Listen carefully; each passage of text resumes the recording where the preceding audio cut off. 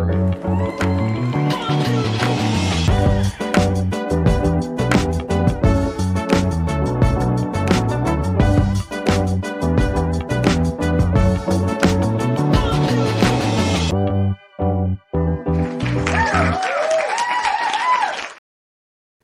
What's up, ladies and gentlemen? So, go on. What's up, ladies and gentlemen? Welcome to another great episode of Live from the Bench. I'm your host, GQ, and I'm not the only host. Boulevard's with me too. He's on the other side. Wait a minute. Wait, hold on. I am a host. This way. I'm up here. I'm up there. Boulevard's here with me too. Yeah. So today we're going to be discussing the question: does the Eagles' recent success continue? And hopefully the topics that we bring in, the talking points that we discuss on this episode will answer that question.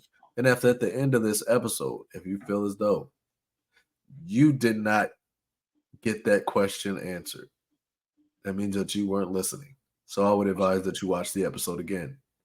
And if you did not find the answer after watching it a second time, watch it a third time. Watch it a fourth, and then watch it a fifth. And if you don't get the answer after watching it the fifth time, then I don't think you're going to get the answer. Or maybe you're looking in the wrong place. It doesn't matter, though, because you've watched. You have at least given us an opportunity to say what we believe may be the answer to that question. Does the Eagles' recent success continue? So, with that being said, let's get into it. But before we do, make sure you smash that like button. If you haven't been subscribed, make sure you do so, because there's always going to be more and more content, and we want to make sure that you get the content, get this information that Boulevard and myself like to bring you. All right. So, Boulevard. The Eagles just came off a victory, a decisive victory against the Giants. It's the way they won the way that the Philadelphia Eagles team is supposed to win. With the roster that they had, they won in a way that they are supposed to win, the way we expect them to win, the way that they were winning with absolution in the past seasons. Like, as great a team that they are, they won this week against the Giants. So the question is of this episode, do they continue to play like this? So we're going to go against things, and maybe we're going to figure out exactly why or why not this may happen. And the first thing I want to talk about is the concerns with the defense and secondary. Because we know with the certain things going on with the Vic Fangio not rushing and the Eagles not getting the pressure normally, and then we have certain positions that we're not 100% confident in with certain starters, because we saw that we brought in Devin White and then we released Devin White. So we were very undecisive. We didn't really have an absolute decision on who was going to be those linebackers. So let's get into it. Okay. Boulevard, I want to hear your thoughts before I get into mine. What do you think of the defense of the secondary?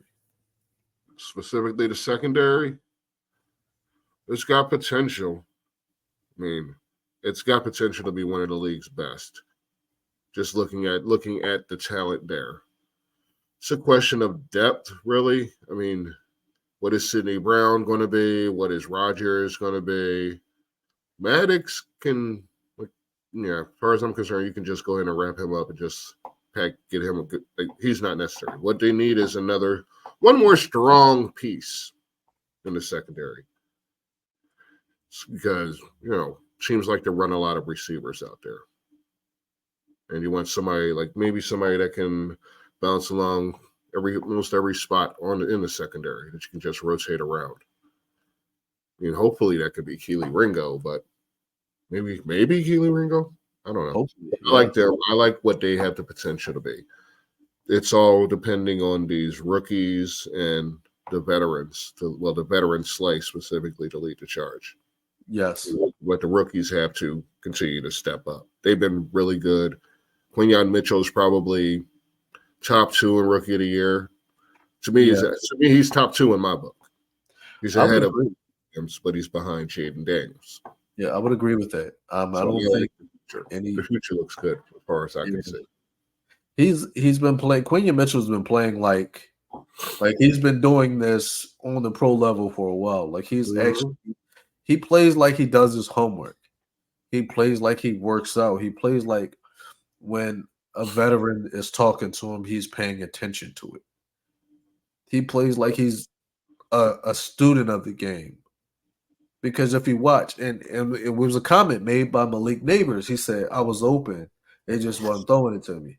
And then we watched the clips back, and Quinyon Mitchell had him locked down. There was what the Neighbors had 2 receptions, I believe. Quinyon Mitchell had him locked down. Quinyon Mitchell was playing those routes better than Malik Neighbors was. Quinyon Mitchell looked like Mitchell's had 4 for 41 on 8 targets. Okay. Close enough. Yeah. Quinyon Quinyon Mitchell played like he belonged out there. He played like a professional cornerback.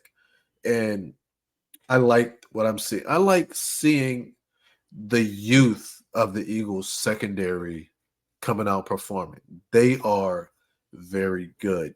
And I feel like Slay, because what Slay said in the offseason, he said, because Quinyon Mitchell made a comment, he said, I'm here to take people's jobs.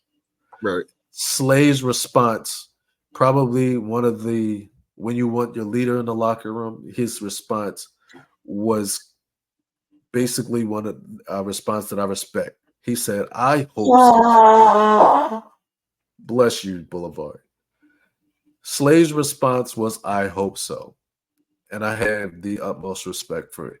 Knowing that someone is coming in and challenging you, a rookie is coming in and challenging you to take your spot, his response was, I hope so.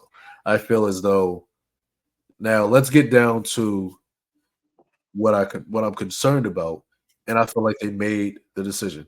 I have been saying for years that Avonte Maddox has been a liability in the Eagles secondary. Right. I've never been a fan of Avonte Maddox.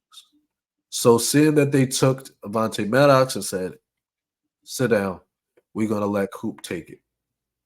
And Coop done a great job, done a good job in the 2 games that he's been out there performing. So I feel like this is a step forward with this secondary. When you happen to be able to land a guy like Cooper DeJean after a guy like you picked up Quinyon Mitchell, because that wasn't supposed to happen. Cooper DeJean wasn't supposed to be there. And the Eagles were smart enough to be like, listen, I'm taking Cooper. He's not supposed to be there. I'm taking him. They did exactly what they were supposed to do. And I feel that Gardner Johnson will probably be here maybe 2 more years before he's gone. I see Slay. You give Slay 2 more years till Slay retires. Yeah. There's a chance that Gardner Johnson may actually retire here. Slay can be gone after the season. Yeah. I feel as though what you do here is you find that other cornerback to take that spot that Slay's in. But there's a lot of potential for this defense. Like Keely Ringo can develop. He can be that other guy on the other side. Mm-hmm. And it's just really good. Because you could see Sid Brown take over at that strong safety position. Yeah. Maybe. If he can develop, if he can stay healthy, he can develop.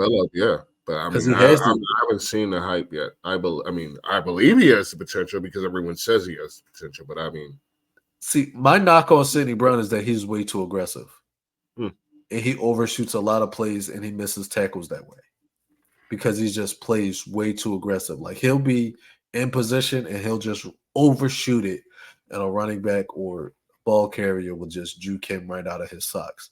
He's got to play less aggressive because he's always there. He has the physicality to do it, to lay that hit in that secondary Dawkins style of play. Like he is that Dawkins type hitter. He just has to not be as aggressive. He has to play mentally, and I think it's going to take some development for him to get there. So he's just got to make sure he's paying attention to those DBs, those veterans. But there's a lot of potential there. Now, with the other positions, I feel as though Philadelphia, with the linebacker position, I feel like, yeah, we dropped the ball on the linebacker position. Yes, the Kobe Dean is developing, which I love to see it.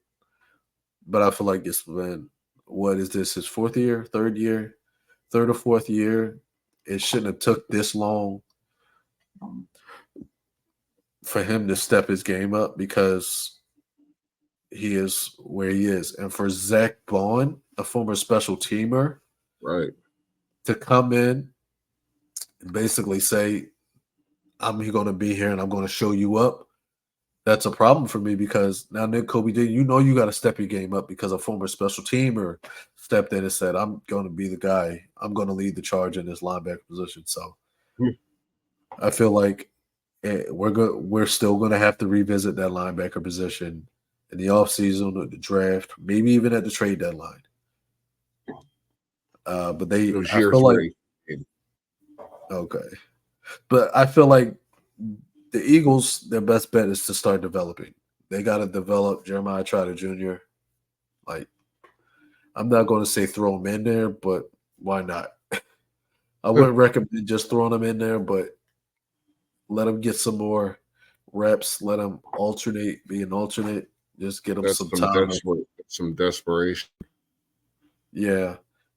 Just to get him let him acclimate a little bit more to the speed of the game. Now, on the D-line, I was excited at first for wait, I have thoughts on the linebackers before you jump ahead. Yes, please.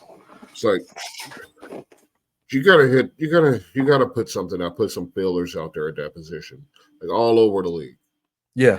This is not this you like I haven't even heard Josh Sweat's name all that much this year. It's weird. Do you like? I'm trying to figure out how to word this. It's a disappointing bunch, but they've been here for the outside of Zach Bond. They've been here and been part of this team for so long that it's just confusing. Is it like in the case of Sweat and Graham? It's because they're outside now. They're more like playing a little bit back now. Is that throwing them off? Or is it just the fact that you've got former DNs on the outside spots at linebacker, and they're just too big, and they're not calling pass rushes, so it's ineffective against the pass? Yeah. Yeah, what I just said was confusing as hell, wasn't it? No, I actually agree with you. Like, I feel like, and that's where I was coming with. It was like adjusting to the 3-4 that's been a problem. Yeah, because built for that. Yeah, I agree with you there because I was a big fan of the 3-4 switching into that 3-4, but I realized that may be a hindrance to the Eagles because they aren't built for that. Right. I feel like Bryce Huff, because they don't have that skill set. I feel like those outside linebackers don't have the skill set to play Vic Fangio's 3-4. Because what I did see is they had this past week against the Giants, I saw a lot more I seen a lot more 4-man front with Sweat and Huff on the outside, and you saw a different defense. You saw they productively showed a different defense because they were getting pressure there. So, me being a fan of the 3-4, I think they don't have. This isn't a 3-4 defense. They may be listed as a 3-4 defense. This is not a 3-4 defense. I think they need to go. I would even go as far as say they need to go run a 4-2-5. Just stick to a 4-2-5. But then, do we have the personnel for a 4-2-5? Yes. So let's run a 4-2-5 because we don't have the personnel for. I would definitely say stick to nickel more so. Yeah. I wouldn't. I don't think we have 3-4 defense. No, not Yeah, not on paper, and that's what I'm yeah, looking at here. I mean, I'm a fan of when they load up with 5 men on the line. yeah. That seems to be effective. So, yeah, I mean, just that's the name of the game. You got to get pressure on the quarterback. I agree. You have to stop the run. You have to get pressure on the quarterback.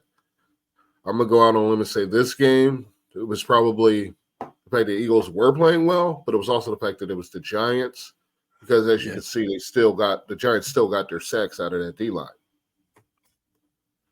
But everything else went the Eagles' way. yeah, So, I mean, it could have just been a talent mismatch because the Eagles have players that are damn near unguardable. Can you compare to like what Deontay Banks and the Giants secondary? yeah.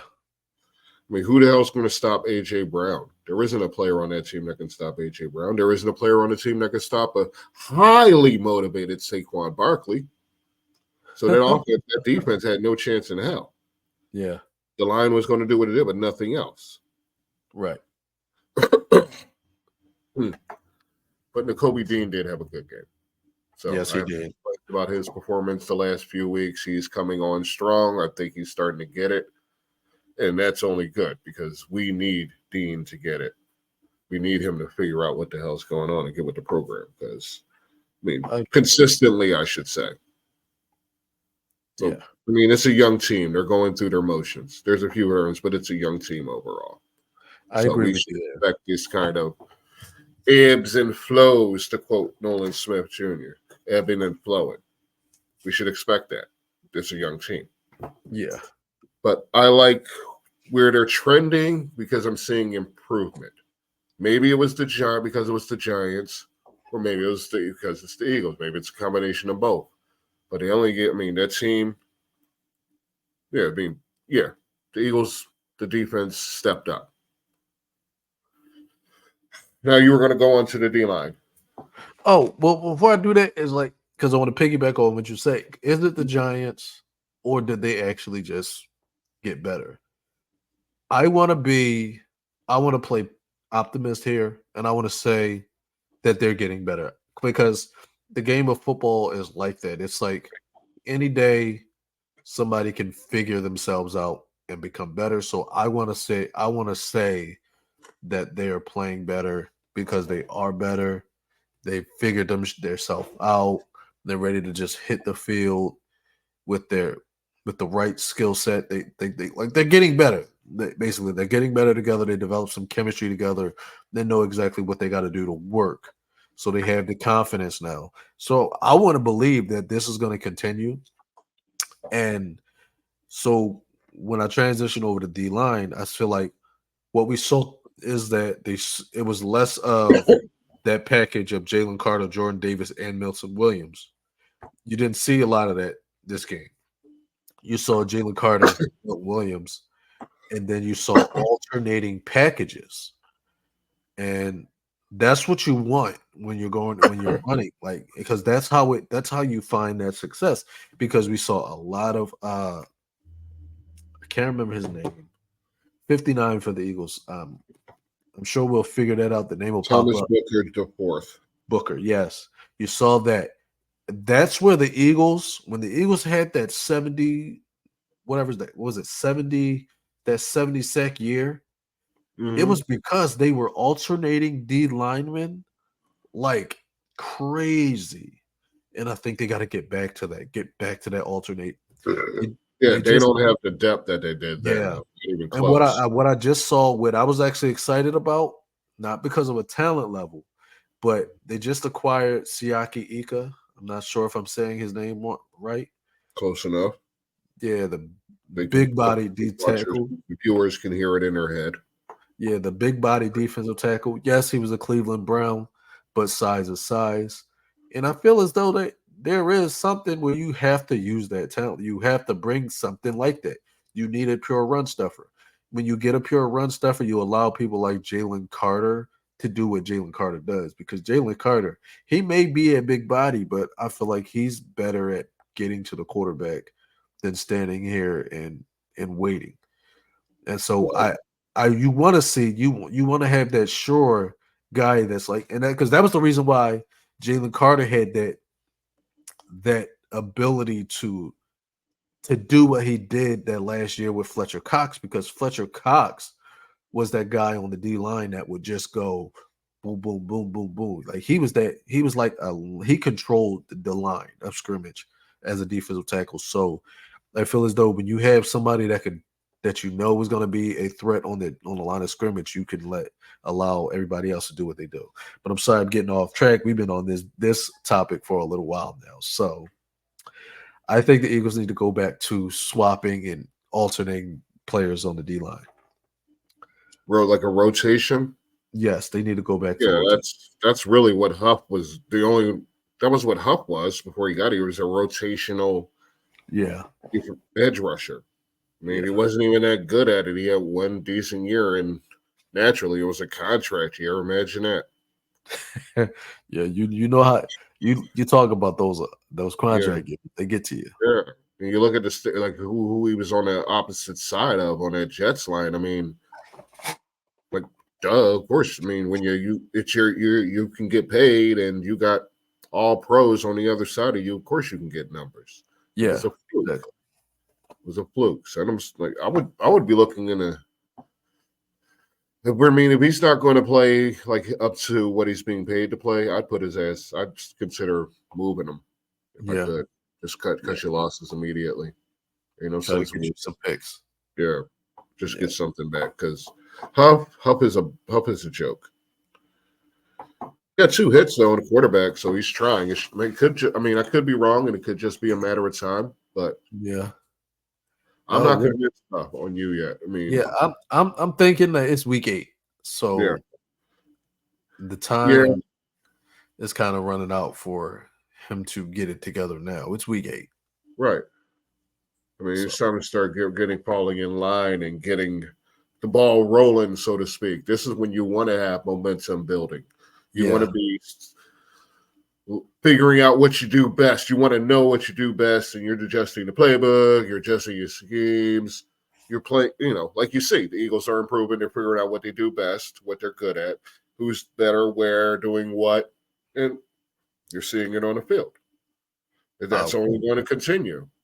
Yeah, I agree. Injuries, it's only going to continue. So as long as we got the ball rolling, and we're not playing the Chiefs or the Ravens, I think we'll be fine. I mean, I think this team that we saw last week could beat the Vikings. Really, the Vikings lost 2 in a row, haven't they? Yes. This team could probably beat the Commanders. They can beat the Commanders. Who am I kidding? They can beat the Commanders. That would be a statement if the Commanders beat the Eagles. Actually, yes, it would be. Green Bay, we saw that already happened. So, I mean, this team, if they're playing at their best potential, defense included, especially defense, they can beat any team in the conference. Yeah, if the Eagles are playing their best game, Eagles play their best, Eagles go undefeated. Mm-hmm. Yeah. There's just too many weapons on offense and so much potential on defense. Yes. Well, I want to jump forward a little bit. Right. Right off of that dominant performance, Eagles took away a win, 28-7. I want to talk about Saquon Barkley's return to MetLife. I know that's been a topic that's been on your brain all week. So before we get jumping to next week, I want to let you get the opportunity to talk about it a little bit. Nothing better than motivation to get the blood rolling, right? Yeah. Your team tells you, go out, see how much you're worth, and then we'll talk. It's kind of disrespectful, right? Like you should just be trying to lock that man in if you really want him there. You shouldn't be giving him an opportunity to see other people. You shouldn't be opening your relationship. You should be trying to commit. Yeah. That is not what happened. So, I'm sure he had his fair share of offers, probably some that paid more, probably some with, maybe the Chiefs or some shit. But he chose Philly. I'm sure he chose Philly partly because they played the Giants twice, because Yeah. you have multiple opportunities in the next few years to go into MetLife Stadium. Is it MetLife Stadium? It is MetLife. And stomp the hell out of the Giants. There's nothing better than motivation. Yeah. 17 carries for 176 yards. Let freedom ring with a buckshot. Let me say that again. 17 carries, 176 yards. He went out there and he made that defense his bitch. And Yeah, it was he did. beautiful. It was beautiful. And yeah, that's the guy that the Eagles got. That's the guy that the Giants lost. They had the GM doing this shit up against the wall, talking about he won't be able to sleep if the Eagles get Giants, if the Eagles get Barkley. And guess what happened? So I hope realistically, I hope that this would be the thing that costed what's his name? Shane? Joe Shane? Oh, Shane, yeah. His job. It should have been. Yeah. That man should walk back into his house. Did not wipe his feet on the rug. He wiped it on your jerseys as he was running into the end zone. As he averaged 10.4 yards a carry against your defense. The D-line got theirs on Hurts, but that's all they did. Yeah. Sir Barkley was possessed by gods that day. Probably his best performance of his career. Obviously behind the best lines of his career. Yeah. With the best quarterback of his career. It's like, Shane, you fucked up and this blood is on your hands. You did this. You created that monster. And as a fan of the Eagles, thanks. We appreciate that. Go on. Well, we know we saw something different this past week, and it looks like it's going to continue. The Eagles had Ben Van Sumeren playing fullback. I don't know if a lot of you noticed that, but Ben Van Sumeren Truly did not. He spoke about it, and he said he's looking forward to the opportunity. Kellen Moore actually said he noticed that this was a possibility during training camp because he was playing scout team. He was playing as a scout team fullback and realized that Ben actually had the talent to play fullback. He said the only issue right now with him playing fullback is him wearing the number 57. He has to check in every time he goes in because he's wearing that number. I think him stepping into a fullback position, it's not the fact that it's a linebacker going in a fullback. It's the fact that the Philadelphia Eagles are using a fullback. That's where my head went because I haven't seen the Eagles with a fullback since Leonard Weaver, I believe. Wow. Yeah. Leonard Weaver was the last time the Eagles used a fullback, I believe. And before that, they act like they're fullbacks are useless. I don't understand that logic at all. Yeah. Those teams just don't have that kind of power running in their defense. You're not prepared to smash mouth. You still need a fullback. I feel you still need a fullback. Yeah, I agree. Because you still need that big dude that can just barrel through the line. Yeah. The tush push isn't always the option. Not every team can do that. The Eagles can, but they're the only ones. So you need a big dude. You do. Big dude that can just get up there. I mean, if I'm being honest, I wish we had Brian Breaker. He was a fullback. That's what a fullback is. Yes. Now, who wouldn't want one of those in their backfield? Not only blocking for their running back, but taking the ball and running it up the gut. Would you want a Brian Breaker running the ball up the gut? I would. Person out there listening, wouldn't you? If you don't know who he is, then you probably don't watch wrestling. But yeah, I'm saying, like, who doesn't want that type of athleticism at that size on that line? I mean, sure, you can probably find there's probably a dozen. I mean, it's just a matter of learning how to block properly. I mean, You don't have to do with so much blocking. You have to lead block more than anything, just paved the way. Right. So, yeah, I value running backs. I value the power game. Yeah. So I value running backs. I mean, pullbacks. And it changes how defenses play against you. Mm-hmm. It changes, especially when you got receivers like AJ Brown and Devontae Smith outside. When you bring in a fullback, there's a more likely chance that you have to bring in more body, especially when you got Saquon Barkley in the backfield. Now you have a threat of running the ball because you also have Jalen Hurts, and now you have the threat of a power run game. So that means you got to bring people up. You know what that does? It leaves guys like Devontae Smith and AJ Brown wide open. And the comment that AJ Brown said about when there's man-to-man, one-on-one coverage, he said, what was actually a comment that you made? You already lost. When you're one-on-one with AJ Brown, you already lost. Mm-hmm. So I think this is really good for the Eagles. I think it's really good for Philadelphia. I think they have to tap into it a little bit more. Yeah. I have one more topic that we can get into that's like really exciting. Oh, I thought that was connected to the Eagles, but yeah, I mean, if you wanted, I could have discussed a lot more about fullbacks. Like I said, we could. I'm a fan of fullbacks. I can appreciate a good fullback, all the way back like Marion Motley, Bronco Nagurski. I can appreciate a good fullback. Absolutely.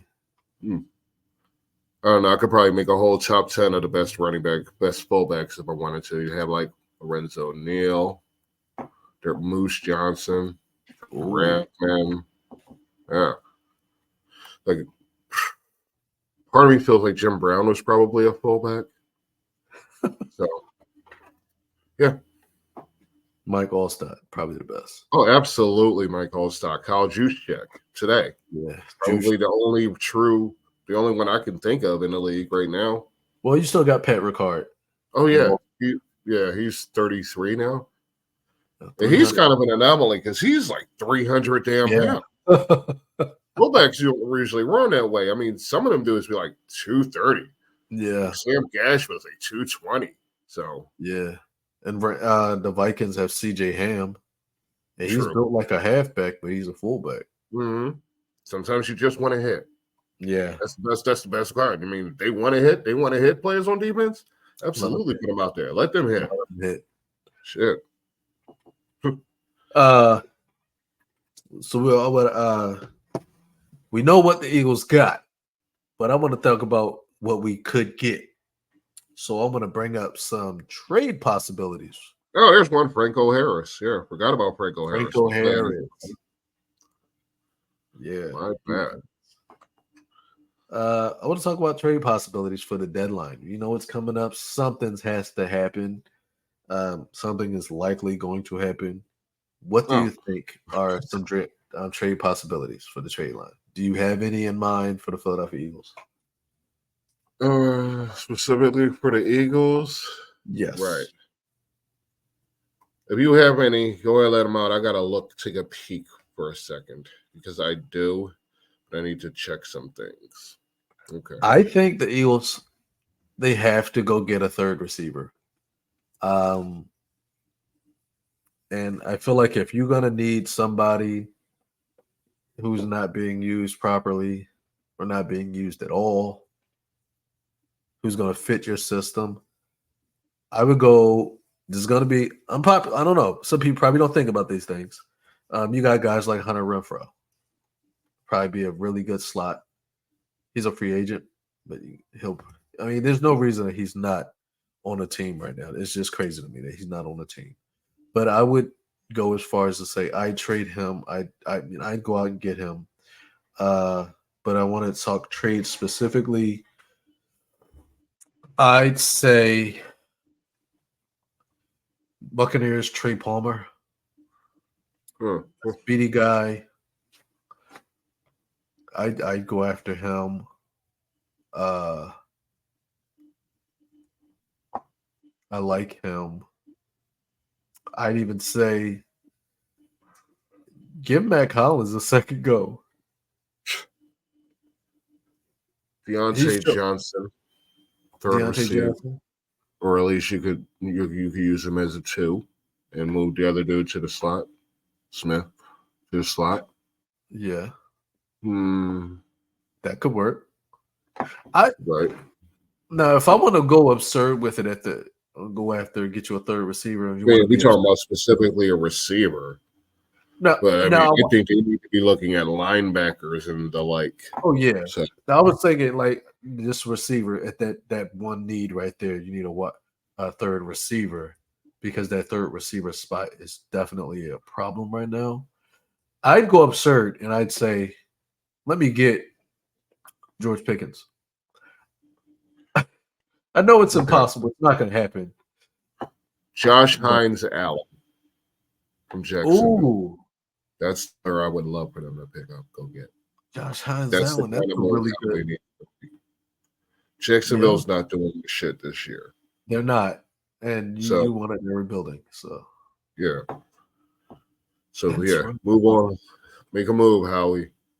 It's your Yeah, move, like that stupid 80s sitcom. It's your move. yes. I like that. That's a That's good it.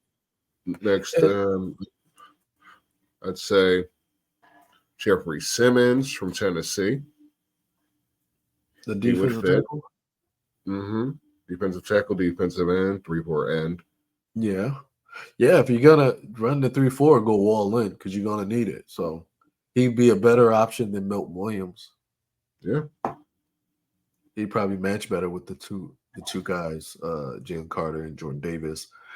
And you saw the rumblings of Buda Baker coming over. Ooh. I think that would be a bad idea, not for the Eagles, but for Arizona. Because Call of Duty hasn't come out yet, so I feel like the Cardinals still have a shot. Yeah. Wait, when does it come out? Because it's all downhill from there. Yeah, That's what the I numbers believe. say. That's what all the numbers say. I'm gonna go grab that stat for you right quick. I got that Uh, shit unlocked up. Or you I got it believe already. it's coming out either this. It was. Where's the release date? It says the release date is today. Oh, Uh-oh. never mind. Well, go ahead and pencil it in. Cardinals losing this week. But here it is. Okay. So Oh, in the year 2020, before Call of Duty was released, Kyle Murray averaged 30 fantasy points per game. Afterwards, he averaged 18.79. In 2021, Kyler averaged 23 fantasy points per game before it was released and 20.9 after. 22, 23.75 before, 17.79 after.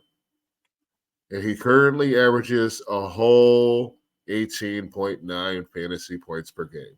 So if that drops, yeesh, like, he basically giving you nothing. So yeah. trade him while you still can. Nobody went Kyler Murray. He runs like a toddler. I actually had a laugh with my wife because Kyler Murray was running with the football. So I was like, Kimmy, watch this. And I showed her Kyler Murray Look run. at how these little legs run. He's running like a little toddler with a big head. That was just funny. So yeah. So you got any trade possible trades that you want to See, I've throw out? only been looking at like the D line, the linebackers, because that's where they need the most help. Yes. And linebacker, I mean, I don't know honestly, but there's definitely people out there on bad franchises that could use a change of space. Yeah. There are many out there. I mean, where do we? I mean, what's the Bengals going to be? Is it time for them to do something? Do the Browns give up? Is Myles Garrett on the block? Is Max Crosby on the block? I mean, yeah. Like Ooh. The possibility. Garrett Wilson, maybe. Speaking of wide receivers, maybe Garrett Wilson, Wow. maybe Cooper Kupp. I Yeah. mean, like they're all rumored to be out there. So I Yeah. mean, or at least up for discussion, maybe. I mean, I don't know that Garrett Wilson necessarily is up for discussion because they still seem like they're committed to the future, but it's not going to be. Yeah, it's not going to work. It's just not going to work on the Jets. So, but I will wholeheartedly disagree with that. I do not feel like they are committed to the future if they are committed to Aaron Rodgers. yeah, they're committed to Aaron Rodgers. They're committed to this year and yeah, the immediate future. I mean, the immediate now. Because they're not going to win with Aaron Rodgers. Like they're not winning with Aaron Rodgers. So, but I do have a trade possibility. Defense was good, so now the defense is going to start losing their way, probably. I have a trade. People probably won't agree with it, but I think it would be good for Philadelphia. I think the Eagles should go out and make a trade for a right guard. That's who. Yes, I agree with that. Yeah, I think you look at. I'd say go out in Cleveland. They got Joe Patonio. How much money he's got left on his? Yeah. I know that was a big one when it was signed. Yeah. You got Dillman down in Atlanta. He's another decent sized contract, but they're both worth it. Both of those options are worth it. Yeah. Like maybe born in Indianapolis. What's his name? I mean, he's a left guard, but hey, you can make adjustments. That's what Stoutland used for. Right. I would go out and try to get some. Listen, I would try to get anybody I could possibly get to better this team because, yes, I'm not against Mekhi Becton at the guard position. He's done a well enough job, but he's been hurt. And that's the only reason why I'm bringing up the right guard position because I did think he was going to do a good job, which he hasn't really failed. However, he's failed at staying healthy. So I feel like that's when you want to start saying, okay, let's find somebody that we can put in his place because I don't want to see Tyler Steen back at right guard. Right. Tyler Steen is a true liability at the right guard position. We got to find somebody else there. I'm not giving up on Cam Jurgens right now, even though we saw a lot of snap issues this season. We can't just go out and say we need a new center because that's going to be a whole different problem because Jalen Hurts and that center will have to develop some chemistry, which it's impossible to do right now. So I'd say go out and get yourself a right guard, and then we can go from there. Problem with the drafting is very few teams at this point have completely collapsed. So you can't really be sure outside of like Carolina or the Raiders or probably the Patriots who's going to have a fire sale. Because, I mean, I'd be knocking for Chuba Hubbard. I really would. Or Deontay Johnson. I'd be trying to get either of those because I've never been that keen on Gainwell. And Shipley's more of a catching passes out the backfield than up the gut kind of back. So I think they still need another option because the wear and tear is eventually going to get to Barkley. Yeah, it will. It will. Be real about everybody. Eventually, he's going to have to sit down. Yeah. So we need an option that can at least keep the momentum, keep the train rolling. Yeah. Chuba Hubbard has proven that he can run the ball. I mean, he can get positive yardage. So, I mean, consistently positive yardage. So, I mean, it's a great line. It's a solid line, I should say. It's better than what he's been running with, and he's doing well, to be polite. I'm just saying, Chuba Hubbard, good option. 5.2 yards per carry. Get him out of there. Get him out of there. I agree with you. Or Jaleel McLaughlin in Denver. But no, Denver has a solid record, so they're not moving anybody. That's what I'm talking about, like shit like that. You expect Denver to be in the pits, somebody like them, but no, they're doing well. So like, who's going to have a fire sale? Who's going to burn it all down? Yeah, that's a question that you gotta figure that part So, out because I nobody's mean, giving anybody up if they're still in it. one player I would have loved, but he's injured, would have been Shaheed. I mean, I think I've been very clearly on the record for Shaheed forever. So No one's giving. They're not giving up Shaheed. Shaheed's he's out. hurt. He's out anyway. So, Yeah, but yeah, I'm just saying. I mean, if they had still collapsed with him, I would have suggested how he plays the phone call. So yeah, I agree. There's no reason not to.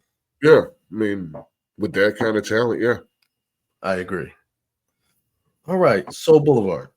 yeah, With all we've discussed, yeah, I wonder, yeah, do you think the Eagles' success continues? yeah, absolutely. They're figuring out who they are. They are building an identity. The only thing that can work against them is injuries, especially the one I was just talking about. God forbid, knock on wood, Barkley. Yeah, He's the X factor on on the offense. he is. As long as he can control the pace of the game, and we can minimize mistakes from Hurts, AJ, Devontae, Goddard do what they do best, which is move the ball along. It's good on the offense. It's all good on the offense. I do think, like I said, I think we need a second running back, another option behind Barkley because of Barkley's history. But I like the improvement of the offense, the defense. I was ready to throw it all away on the defense because what we saw at the beginning, what they were looking like earlier in the season was awful. A couple weeks back, it was awful. Like it could have been one of the worst defenses the Eagles have ever put on the field. But being Eagles fans as we are, we got on the damn nerves. We got on the players' nerves, and that lit a fire. Yeah. So now they're playing a little more motivated. We're getting them to take shit seriously. Shit ain't a joke no more. They're playing hard. That's what we wanted. I mean, we still want some blitzing. I don't know for certain how much blitzing we're doing at this point, but I know this dude has a tendency not to blitz. So I'm going to continue to assume he don't blitz. I didn't see much in that game. I saw Hurts getting blitzed a ton last week, but I didn't see so much from the other side, but maybe I missed it. I agree. But the defense, it's learning. It's learning. They're improving. The rookies are improving, most importantly. Dean's coming along. He's starting to show something. Carter, Davis are starting to show something. So it's a bright future. It's just all about the injuries because the depth is shit. So it's like one injury from it all collapsing all over again. All right. I agree with you there. I mean, if AJ went down, it's over. Barkley went down, it's over. Hurts went down, it's over. We could afford AJ lost. We could afford Goddard lost. Can't afford more than one. No, we can't afford more than one. We can't afford more than one. Injuries would destroy this team. That is the biggest factor working against them is injuries. It's not the defense. It's injuries because there's no depth at any positions outside of the secondary. And yet, yes, I agree. And I'm going to quiet the storm right here because a lot of people have been saying, take Hurts out, put Pickett in. Why in the hell would you do that? If you want to lose, do it. That's what you do if you want to lose. Because I promise you, if we lose Hurts, this is no longer a winning football team. Who the hell said put Pickett in? Them people. They ought to face the firing squad. They ought to face the firing squad, but it's not up to us. But what is up to us is the ability to tell you all. Now, what I didn't mean that they deserve to be emmed. I meant that they deserve to be set in front of a bunch of people who will fire them. Wait. All right. And I want to finish this off and say, hey, wait, before I say it. Yes. If you got this far, make sure you guys like and subscribe. Do like and subscribe. and share if you can. If you know anybody that needs to see it, share. Everybody And if you needs. haven't, and if you haven't gotten your question answered, watch the video again, and then again, and then again, and then again. Rubbing my hips, like, yeah. I mean, squeezing my after tits. 5 times, there's no point in watching it again. But I say all that to say this: we cannot all be starters, but Boulevard can tell you guys better than anybody else exactly what you can do. Boulevard, Hit the treat you like- bench. take the wheel.